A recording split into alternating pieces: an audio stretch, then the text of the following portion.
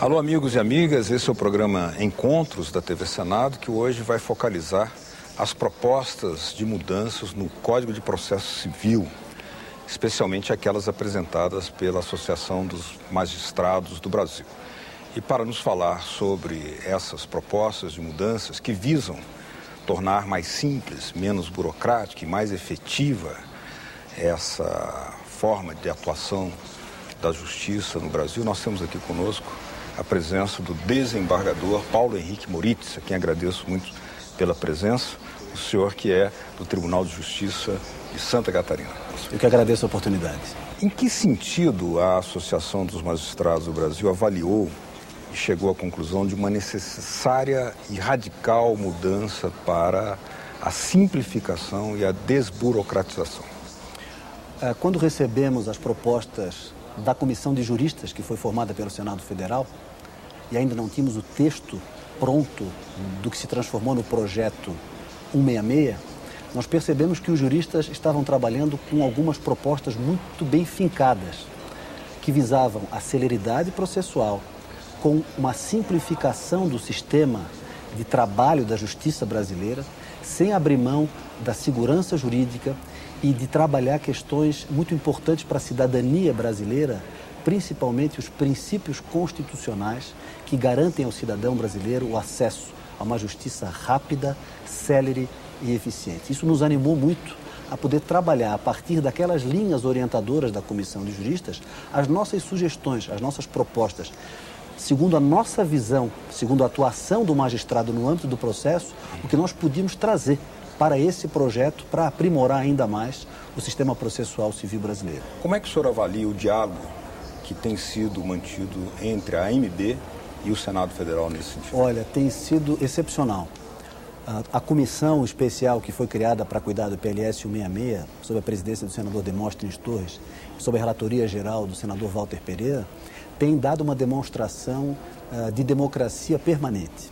A partir da designação das audiências públicas em vários cantos do país, ouvindo a comunidade jurídica brasileira, e em especial a AMB, nós tivemos um acesso extraordinário ao senador Walter Pereira e à sua assessoria, que demonstra uma preocupação muito grande em ouvir a todos e procurar, no seu trabalho, na elaboração do relatório geral, buscar um consenso, um olhar coletivo, um olhar pluralista dos vários segmentos da área jurídica brasileira, da magistratura, do Ministério Público, da advocacia privada, da advocacia pública, ou seja, procurar chegar a um senso médio para que se consiga, na verdade, um tipo de consenso. Não, obviamente, o desejável, mas o possível.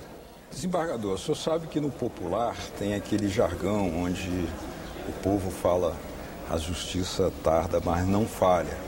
Porém, só de tardar muito, ela já estaria, em muitas hipóteses e situações, falhando. É verdade. Especialmente contra os mais vulneráveis, os setores mais pobres da população. Em que medida o fim do relatório de sentença, uma reivindicação antiga da AMB, poderá ajudar a facilitar essa mudança? O juiz, quando vai julgar o processo, ele edita um documento chamado sentença, que é a decisão acerca daquele litígio. E segundo o Código, essa sentença ela tem requisitos de validade, ou seja, ela precisa conter 3 partes, um relatório, uma parte em que o juiz fundamenta a sua decisão e uma parte final em que ele diz quem tem razão, se o pedido é procedente ou se o pedido é improcedente.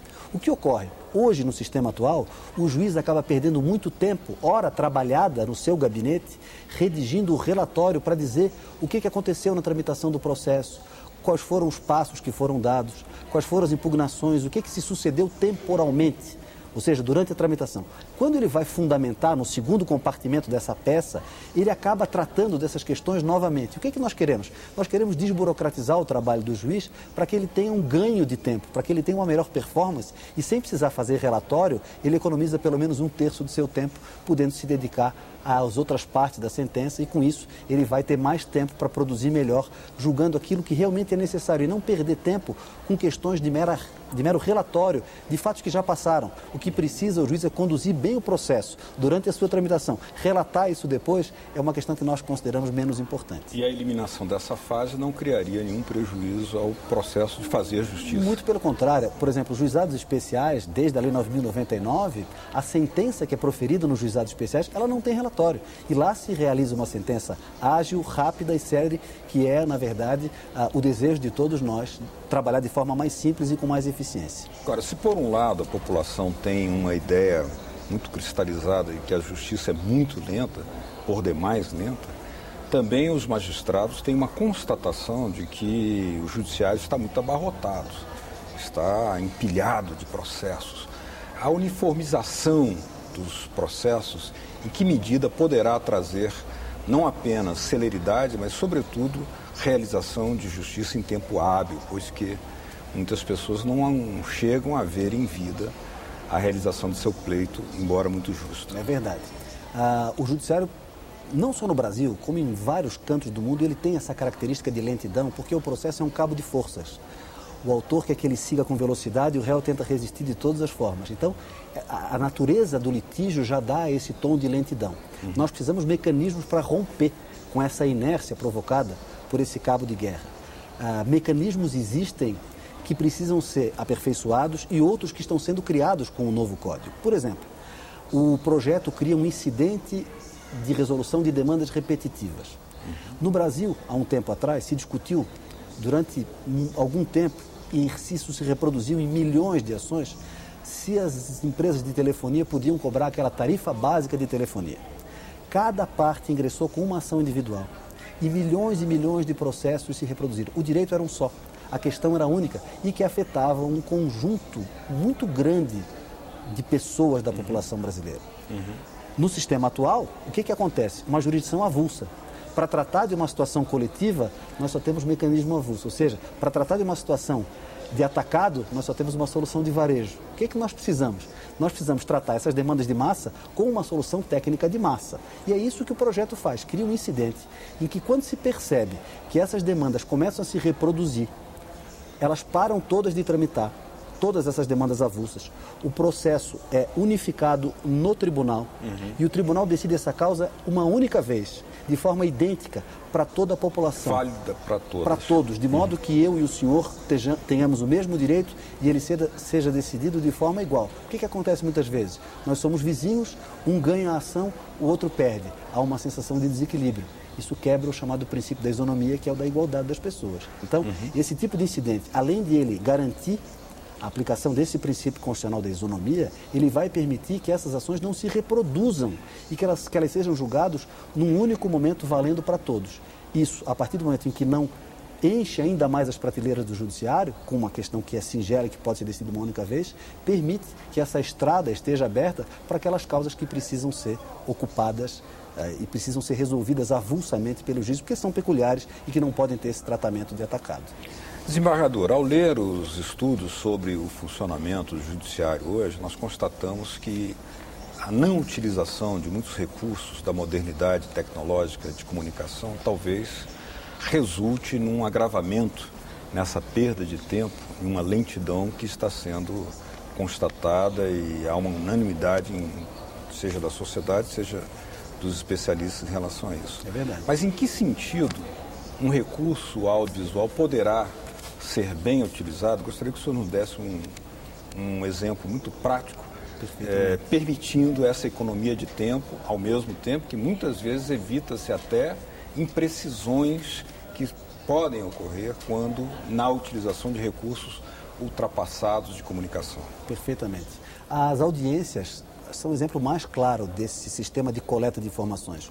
Uma pessoa vai à frente do juiz e lá tem uma câmera e tem um microfone, como nós estamos aqui nesse momento. A pessoa presta o depoimento para o juiz e não precisa uma pessoa, sob o ditado do juiz, ficar repassando para o papel aquilo que a pessoa disse.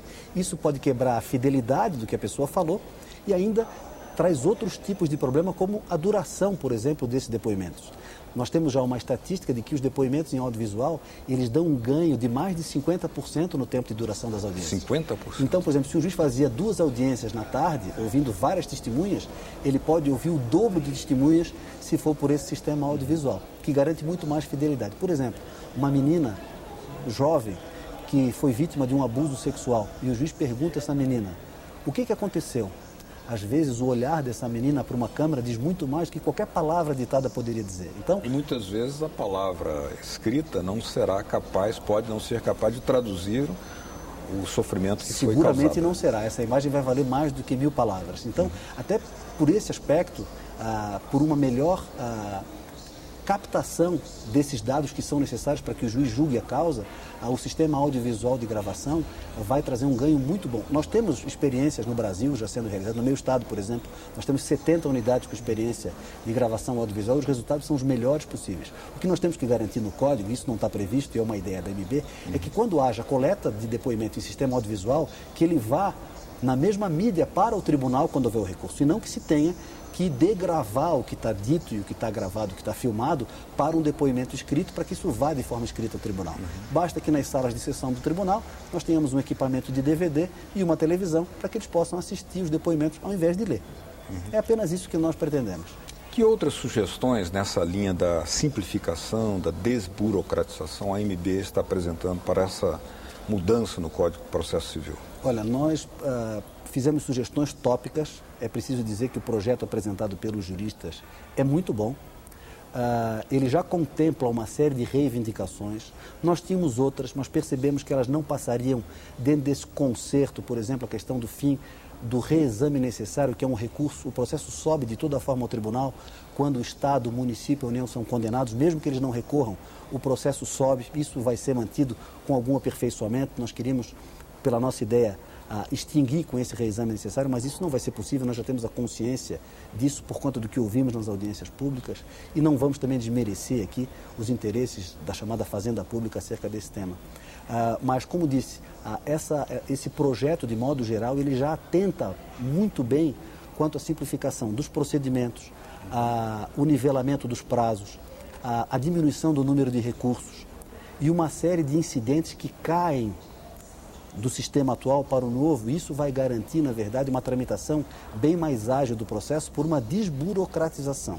E o que nós pretendemos, fizemos algumas sugestões nesse sentido, é fazer algumas calibragens em alguns compartimentos do código para dar uma melhor sistematização. Por exemplo, que todas as sanções processuais que hoje estão esparsas no projeto, que elas fiquem num único capítulo: litigância de má-fé, ato atentatório à dignidade da justiça, multas, que tudo isso, ao invés de ficar esparso, fique no único compartimento, para que quem acessar o código já saiba direitinho, olha, quando tem uma penalidade, onde é que eu vou no código? Isso facilita o manuseio da lei, isso dá melhor velocidade a todos que atuam no processo. O senhor poderia também nos explicar o que poderá ser um ganho para a sociedade, para o funcionamento judiciário, a uniformização da contagem de prazos e também em relação à diversidade dessa temática? O que isso facilita? Na verdade, hoje nós temos muitos tipos de prazo. Prazo de 24 horas, de 48 horas, de 3 dias, de 5 dias, de 10 dias, de 15 dias, de 60, enfim. O projeto, ele dá uma enxugada nessa variedade de prazos. Ou seja, nós vamos ter prazos de 5, de 10, de 15 e talvez de 30, nas hipóteses de prazo em dobro para a Fazenda. Mas nós vamos passar a ter o tratamento desses prazos com muita justiça à classe dos advogados. Esses prazos só vão correr em dias úteis. Hoje, no sistema atual, se o advogado, por exemplo, é intimado numa quinta-feira, já vai ter prazo correndo na sexta, no sábado, no domingo. Se segunda-feira for feriado, vai continuar correndo prazo. E ele vai ter esse final de semana, que seria para o seu descanso, tendo que eventualmente trabalhar para dar conta desse prazo processual, que, se não for cumprido, terá uma sanção para ele e para o seu cliente. O código, ao contar os prazos apenas nos dias úteis, faz justiça com a classe dos advogados, que tem direito a final de semana e que, na verdade, acaba sendo a única que tem que cumprir o prazo rigorosamente, sob pena de acontecer alguma coisa dentro do processo. Então, sob esse aspecto, se faz justiça à classe dos advogados. Se na avaliação do senhor já há um encaminhamento muito bem sinalizado, através dessa comissão, dos trabalhos realizados pela essa comissão presidida pelo senador Demóstenes Torres e relatada pelo senador Walter Pereira, qual será o próximo passo? Porque nós sabemos que os problemas da justiça, tal como de outras áreas da nossa sociedade, são ainda muito complexos e demandam ainda um esforço de transformação. Qual será o próximo passo? É preciso fazer justiça. O senador Walter Pereira disse desde o início, quando tomou contato com o anteprojeto, que vislumbrava coisas muito boas no anteprojeto e queria procurar mexer o mínimo possível, porque já tinha havido um trabalho antecedente dos juristas para elaborar algo muito bem pensado. E como ele disse, ele tem ouvido a população brasileira, a comunidade jurídica, para fazer pequenas calibragens. Vamos supor que tenhamos sucesso e que o projeto seja aprovado no Senado até o final do ano. Ele terá que ir à Câmara, se for modificado na Câmara, volta ao Senado. Mas depois que o Código estiver em vigência, nós não vamos poder nos contentar apenas com um novo diploma processual. A partir desse novo Código, primeiro, nós vamos ter que mudar a mentalidade das pessoas que trabalham na Justiça, dos advogados, dos juízes, dos servidores, saber que nós vamos precisar ter uma nova cultura de enfrentar o litígio, investindo maciçamente na conciliação e na mediação e permitindo que essa desburocratização chegue na ponta, para que nós tenhamos uma cultura desburocratizada, porque é muito difícil a gente conviver com o novo. É mais cômodo deixar as coisas como estão. Então nós precisamos da nossa contribuição como agentes do processo, como pessoas que trabalham na tramitação do processo, para dar essa contribuição de mudança de mentalidade e mudança de cultura. Mas isso também sozinho não vai resolver. Por quê? Porque o congestionamento continua intenso. Então nós precisamos abrir mais estradas, precisamos colocar mais transporte coletivo dentro do Poder Judiciário, aumentando o número de juízes, aumentando o número de servidores, capacitando melhor essas pessoas, tanto os juízes como os servidores, investindo em gestão judiciária, em planejamento estratégico, diagnosticando problemas, trabalhando com estatística para ver os pontos de estrangulamento, fazendo políticas de ataque de acervo acumulado. Enfim, o primeiro passo, que é o da mudança da legislação, e que vai simplificar muito a burocracia do dia a dia do processo, isso vai ser implementado imediatamente com o Código. O resto vai ser por nossa conta e por conta de alguns acertos políticos para investir mais no Poder Judiciário, como precisa investir mais em segurança, em saúde e educação. É uma tarefa difícil, mas que tem que ser enfrentada. Esse código já tem uma certa antiguidade, né? Ele sofreu várias mudanças parciais, pontuais, agora vai sofrer uma mudança mais importante, mais robusta. Agora, isso implicará, como o senhor já disse, na necessária mudança de mentalidade. Para fazer essa mudança de mentalidade, quais deverão ser os instrumentos utilizados? Olha, acho que primeiro uma autocrítica. A partir do momento em que nós tivermos à disposição um diploma que simplifique a vida do processo, nós também temos que enxergar o processo como algo que deva caminhar, temos que ter compromisso com o resultado final do processo. E eu digo, essa quebra de mentalidade, ela se dá em questões singelas, para que nós nos afastemos dessa visão que é tradicional nossa, que nós aprendemos a trabalhar dessa forma, de vinculação do juiz ao processo, aquelas questões que nós aprendemos desde a universidade, de institutos sagrados, que a gente passe a aprender mais com o ensinamento da jurisprudência, para que a jurisprudência pacificada seja seguida por todos os juízes, para que eu não fique teimando. O Supremo Tribunal Federal pacificou que não incide determinado tributo em relação a determinada circunstância.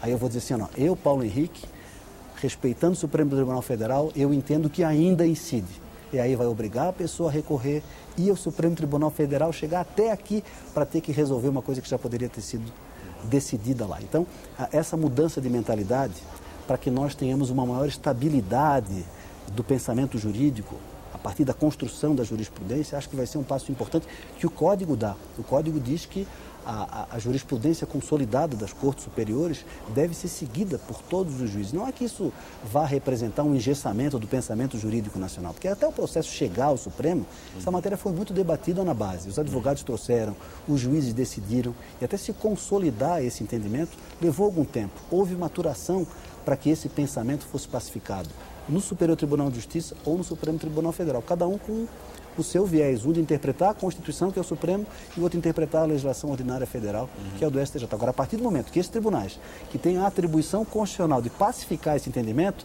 não cabe mais cada juiz provocar um solavanco novo no sistema judiciário brasileiro, decidindo diversamente. Então, acho que é uma série de iniciativas e de uma nova postura que todos nós, advogados, juízes, representantes do Ministério Público, todos os que atuam no processo, os servidores, todo mundo precisa saber. Nós precisamos modificar a nossa postura. Precisamos estar abertos para o novo. Eu queria agradecer, então, ao desembargador Paulo Henrique Moritz, do Tribunal de Justiça de Santa Catarina, por essas explicações que nos deu aqui ao programa Encontros da TV Senado. Muito obrigado, senhor. Eu que agradeço a oportunidade. A vocês que nos acompanharam, muito obrigado pela sua atenção. Até o próximo Encontros.